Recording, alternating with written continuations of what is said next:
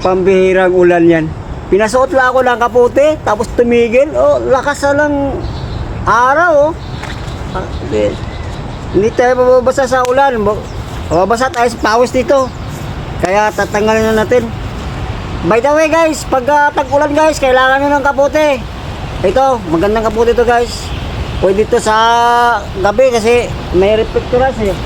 Ito, reflectorize to guys eh. Kaya ako gusto nyo, andyan lang sa akin yung Lubasket. Thank you for watching. Check out na. Ito guys, itirahin natin to. Tumilan na ang ulan eh. Kaya tanggalin natin itong kaputi natin. Tapos tabi na natin yan. Baka pag sumunod na umulan eh, makarimbi tayo, di ba? Ganun lang ang buhay guys. Tuloy lang ang buhay natin dito sa mundong ibabaw. Trabaho, trabaho. Para makakain.